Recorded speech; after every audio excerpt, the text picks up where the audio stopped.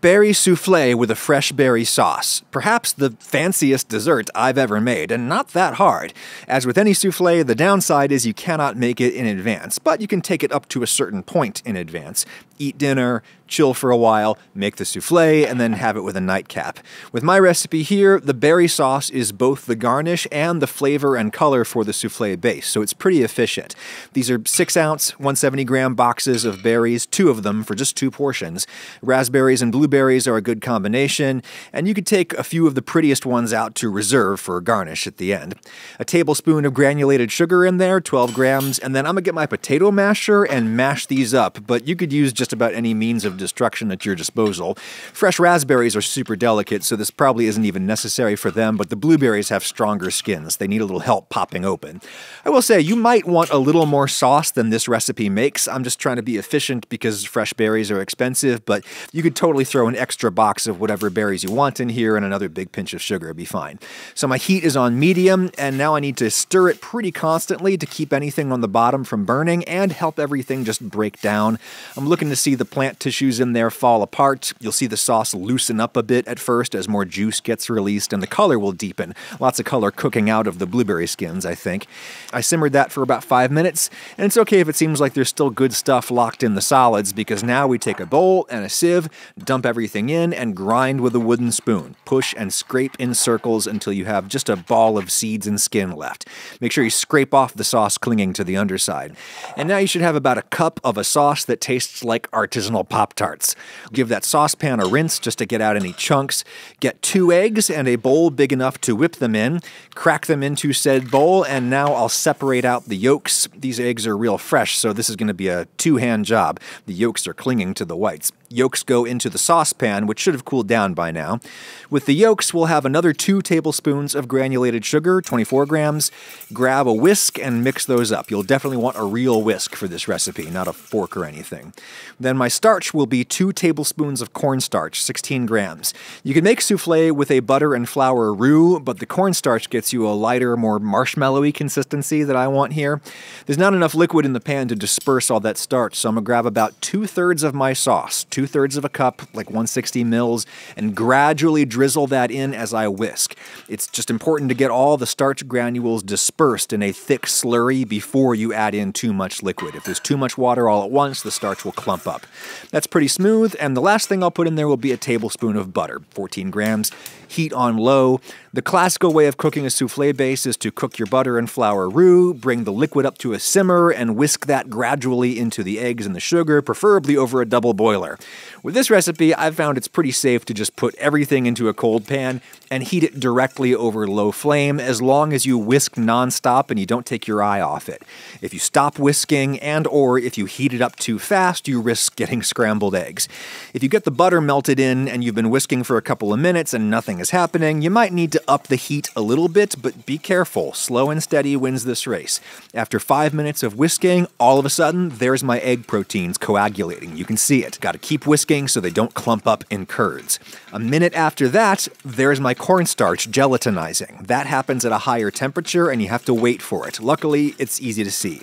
And now we're done. Get that off the heat, let it cool. Everything thus far can be done well in advance. When you're ready to bake, it's time to beat the egg whites until they are as fluffy as my hybrid foam and spring mattress from the sponsor of this video, Helix Sleep. I'm so confident in this mattress that I'm going to drop my very expensive camera straight onto it from ceiling height. The camera's okay, and so is my back, which used to be in a fair bit of stress on our old mattress. I sleep far more comfortably here, despite the fact that this mattress shipped to our house last summer in a box. A heavy box, because this is a real, very high-quality mattress. It's just under compression, unlike my vertebra when I lie in it. It's the perfect mattress for me and the wife. We went to the website, told them our size and shape, how we like to sleep. They recommended the Dusk. It's perfect. Firm enough for Lauren, squishy enough for my lumpy old body. They'll come and take it away if you decide you don't like it within 100 nights. There's a 10-year warranty with financing available. Click my link in the description or go to helixsleep.com/Ragusia for up to $200 off your Helix Sleep mattress, plus 2 free pillows. They're the best pillows. Thank you, Helix Sleep. So with my egg yolks, I'll put in a tiny tiny pinch of cream of tartar, but you could use a few drops of lemon juice or something. That'll stabilize the foam, as will a little pinch of salt, and the dessert needs a little salt anyway. Beat that until you get the egg whites pretty stiff, and when they start to look glossy and leave trails like that. Now for about 40 grams of sugar. You could use granulated sugar, but powdered sugar gets you a finer texture and a much smoother, prettier top on the souffle. That's 1/3 cup of powdered sugar, and I'm beating it into the egg whites in 2 batches because it's a lot of sugar, and too much at once could collapse the foam. Now just beat this on full blast until you have pretty stiff peaks like those. Last thing, just a little splash of vanilla. Too much will mess with the purple color.